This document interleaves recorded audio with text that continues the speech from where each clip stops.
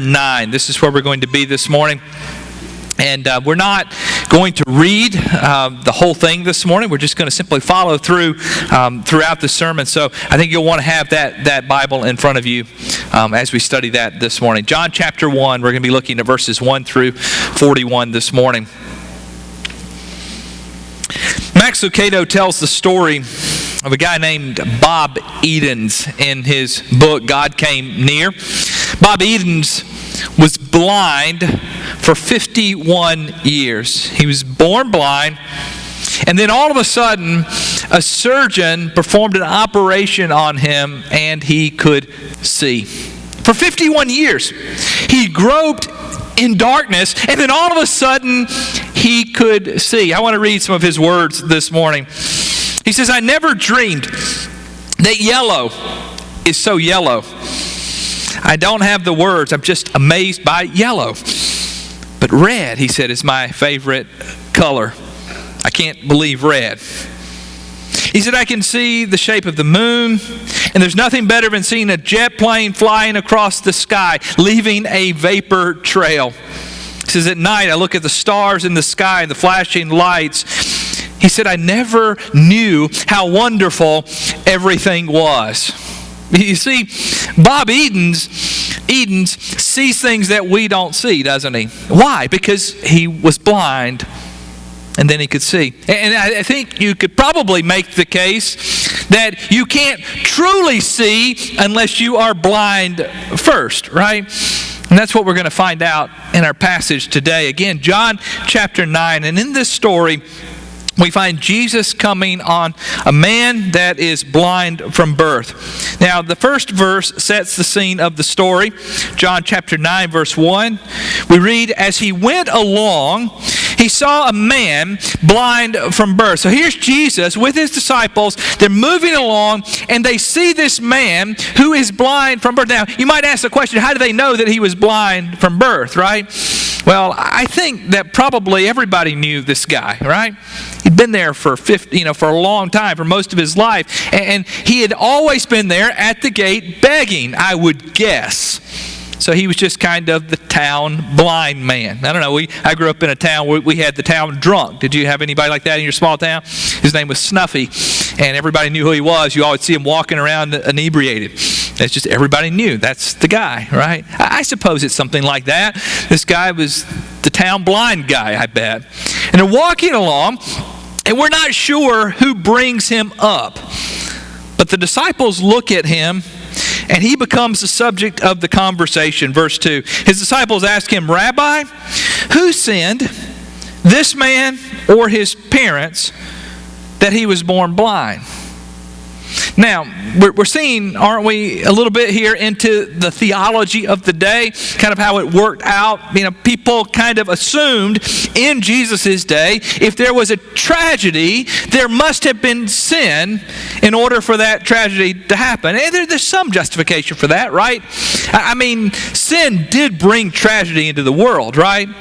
When Adam and Eve fell, sin came into the world along with death, right? And so bad things do happen as a result of sin. And sometimes bad things even happen as a direct result of sin, right? We see that happen. Sexual promiscuity sometimes leads to an unwanted pregnancy, right? Or destroyed marriage. A DUI sometimes leads to jail time, or even worse, someone being killed, right? And so sometimes we do see sin and tragedy going together, but we also understand too that sin and tragedy are not always linked, right? Do you remember the story of Job?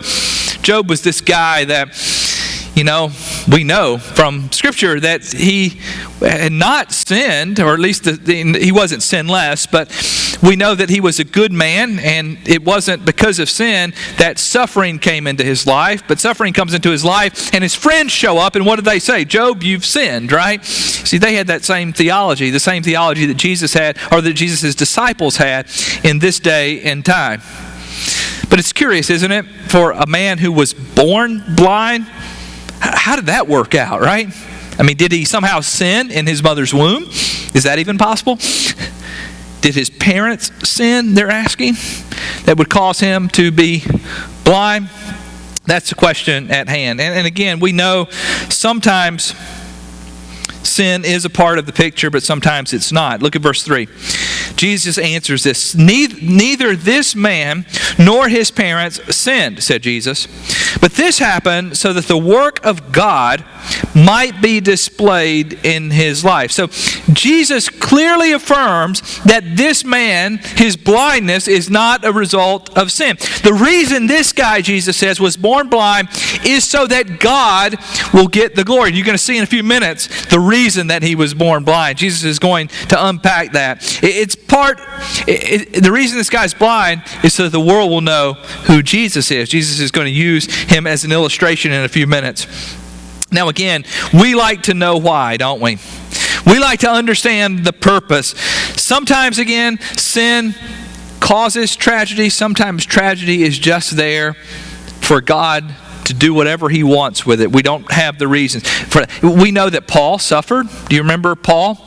In fact, we know that he has this thorn in his flesh. We read in 2 Corinthians chapter 12, Paul says, to keep me from becoming conceited because of these surpassingly great revelations, there was given me a thorn in my flesh, a messenger of Satan to torment me. You might ask, well, what is this thorn? What did Paul have that was wrong with him? The short answer is, we don't know, but Paul asked God to take it away from him. We read in verse 8, 3 times I pleaded with the Lord to take it away from me. And God says, no, you're going to keep it. Paul concludes in verse 9, but he said to me, my grace is sufficient for you, for my power is made perfect in weakness. So Paul suffers, and again, it's not a result of his sin. But back to the blind man. How does this work out? Why was he born blind? And maybe today you have questions about some sort of suffering. Why does God allow us to suffer? Why did this happen? Why did that happen? Jesus kind of goes off on a tangent here as he answers the question. And he connects what he is about to do with what he came to do. Look what he says here in verse 4. As long as it is day, we must do the work of him who sent me. Night is coming when no one can work. While I am in the world, I am the light of the world. Now, I don't know if you're tracking here, if you're overhearing this conversation. They're talking about this man born blind. The disciples are asking, who sinned? Did he sin? Did his parents sin? Why is he blind? Jesus said he's blind because of what I'm about to do. And then Jesus kind of goes off on this tangent here. He says, look, I am the light of the world, okay? And then he talks about this worker, and night is coming, and he's going, what's he talking about? I just have this vision sometimes with Jesus and the disciples, that the disciples are asking Jesus questions, and Jesus kind of goes off speaking in this language. They're going, what is he talking about? Oh, that's just him going off again, right?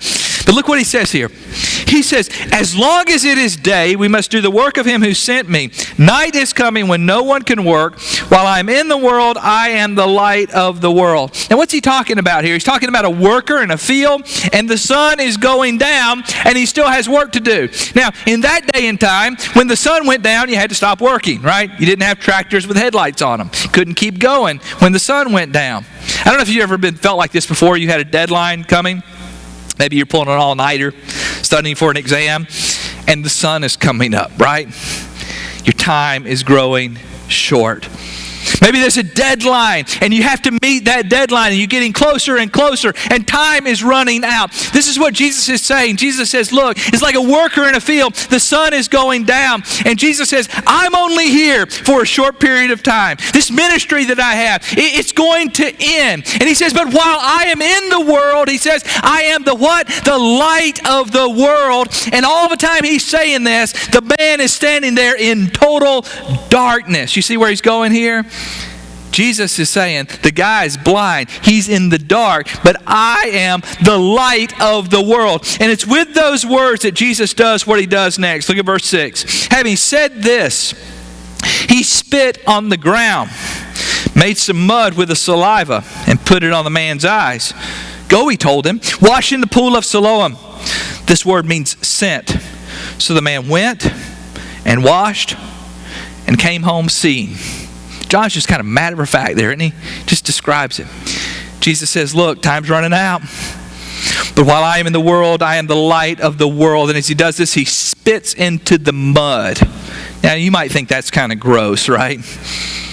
But do you see what he's doing there? Just as God in Genesis formed man from the dirt of the earth, God in the flesh is forming dirt again. And this time he's going to create sight in the man who has never had sight. God the Creator is working in the dirt again, right? And he takes this mud and he puts it on the man's eyes. And he tells him, go and wash. You see, sometimes Jesus heals, and it's just instantaneous, isn't it?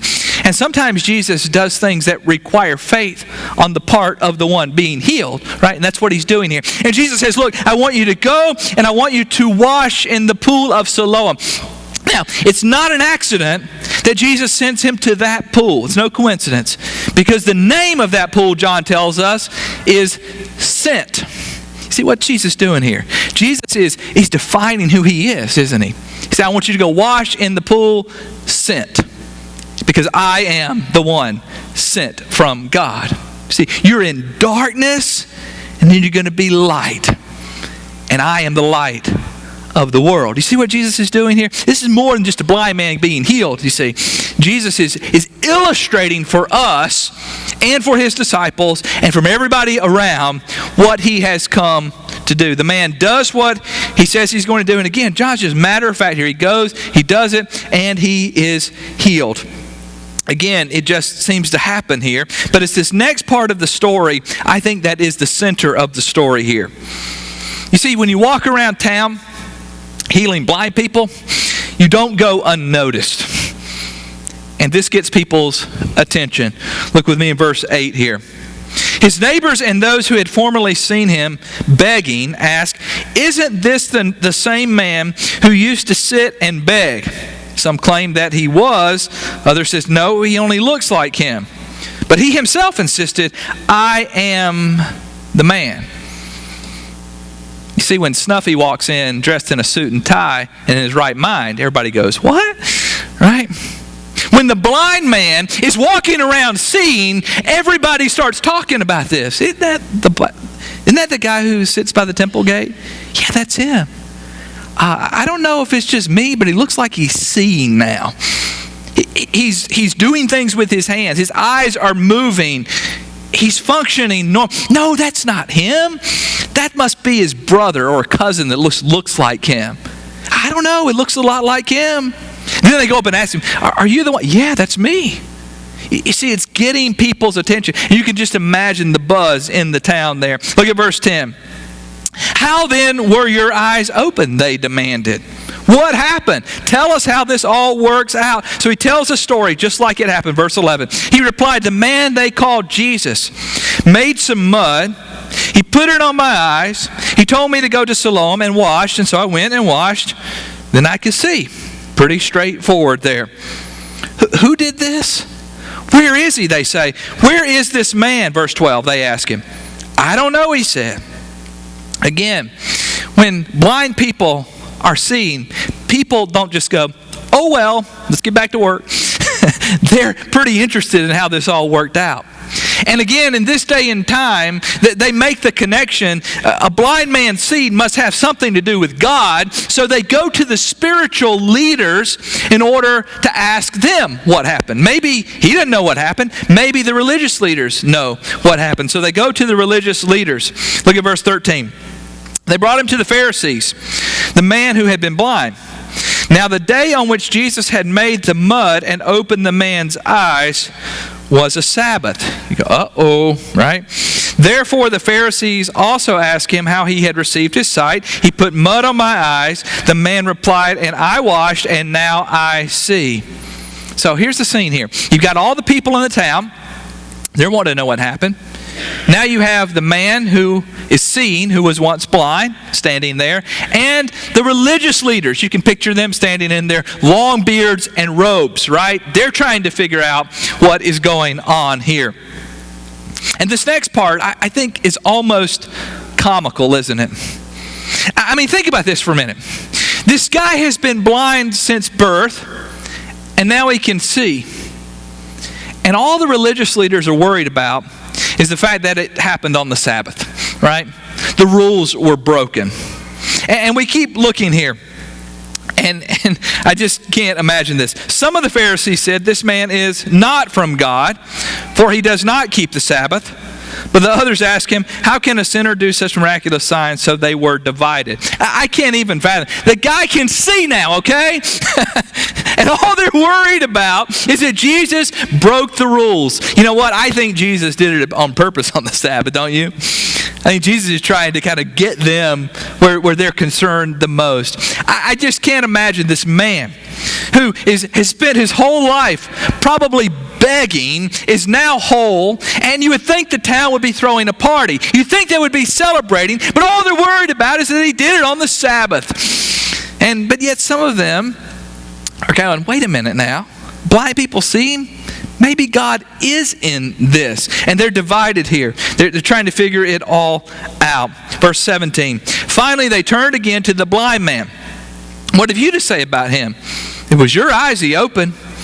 The man replied, he is a prophet. I mean, he's just kind of guessing here, isn't he? He's just going, well, you know, I couldn't see, and now I can see, so this guy must be from God. And so if he's from God, he must be a prophet, okay? He doesn't know exactly who he is. He's kind of guessing here.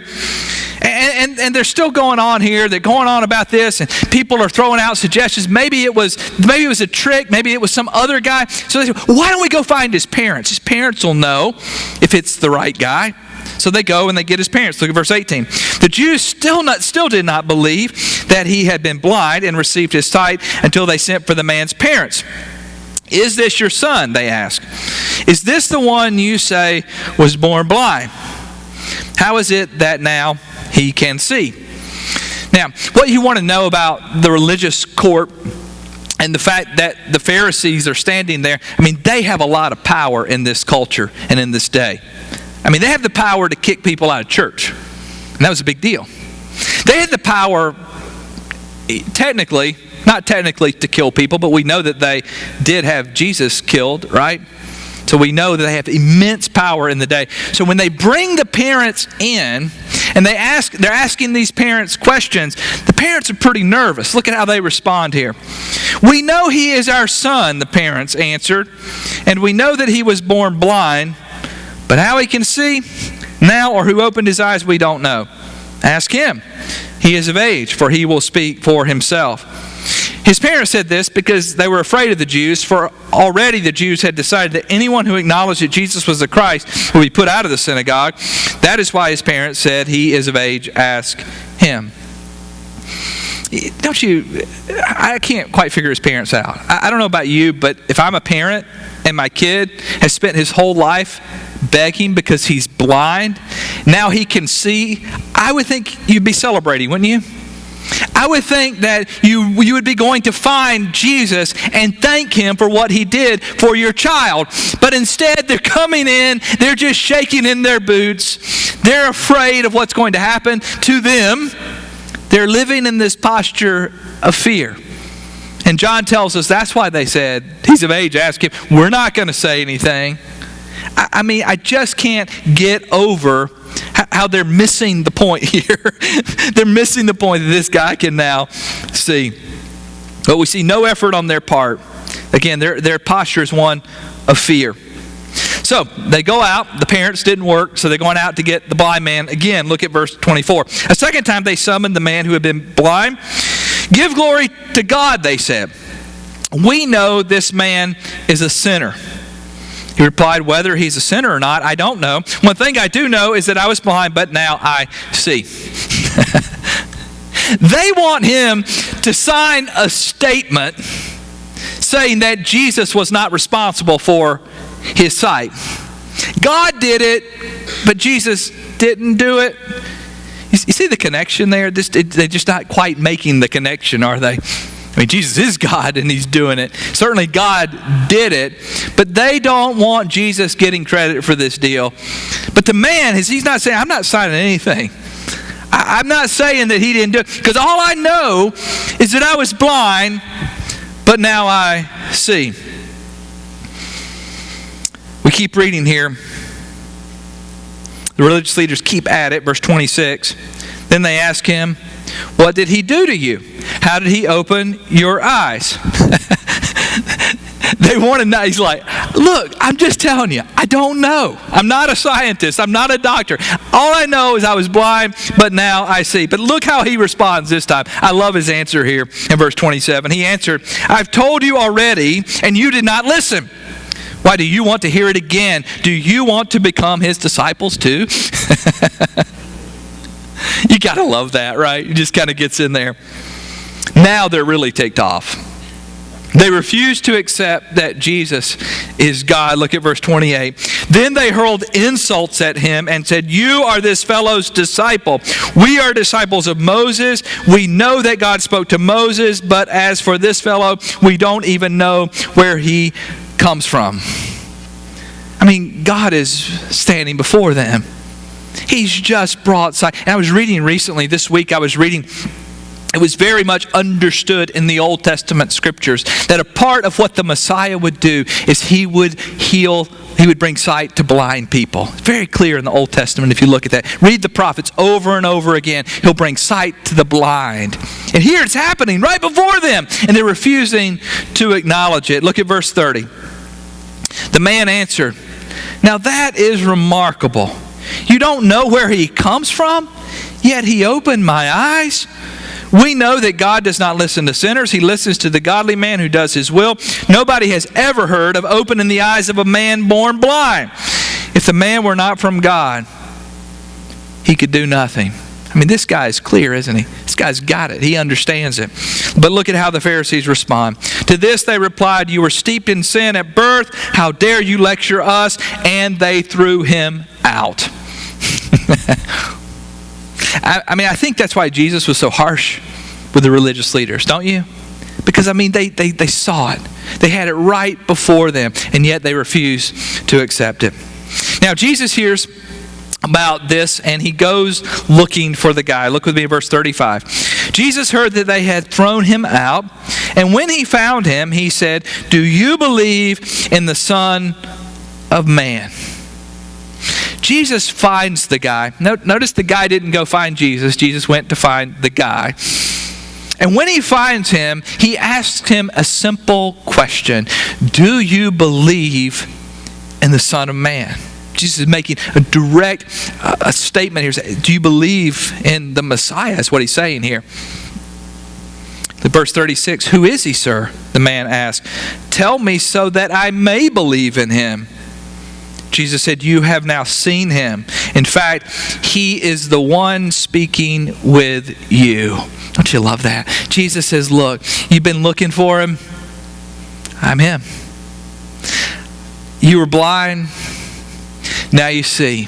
You were in darkness. Now you're in light. Do you believe? Now, again, Jesus isn't talking about physical sight now. He's talking about spiritual sight, isn't he? He's saying, do you get it now?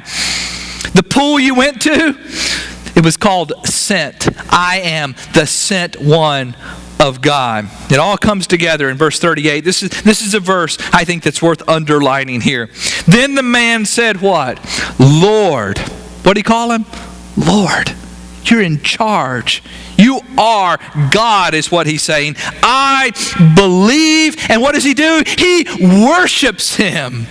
What an appropriate response. It's all you can do, isn't it? The man was blind physically, now he can see. He was blind spiritually, now he can see. Do you see it now? Why was the man born blind? The man was born blind to show the world that Jesus is the Messiah. Profound statement here. You see, the guy being healed, that was a good thing for the guy, right? It certainly improved his quality of life, don't you think? But Jesus didn't come to heal a blind man. Jesus came to die for the sins of the world. He is the Messiah, and he used this occasion of healing a blind man to show you and me that he is God. And that's what's going on here. Verse 39, Jesus comments on this. Look what Jesus says. For judgment I have come into this world, so that the blind will see, and those who see will become blind.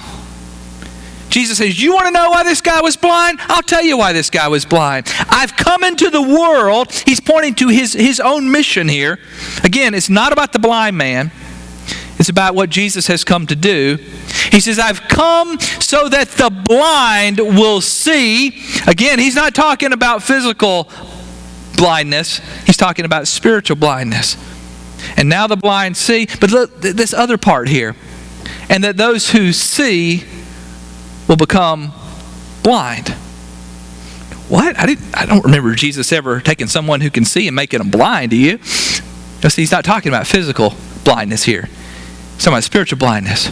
And you see, I think this is why John spends so much time. You want to do an exercise this afternoon? Go home and count how many words John uses to describe the healing of the blind man. I mean, it's just really short, isn't it? Jesus spit in the mud, told him to go to the pool. He went to the pool, and he was healed. But he spends verse after verse after verse in this dialogue with the spiritual leaders of the day. Why does he do that? Because that's the point here.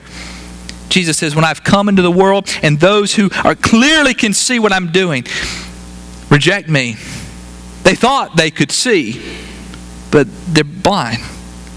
And the more they refuse to accept me, Jesus says, the blinder they are. They thought they could see, spiritual leaders, but now they are blind.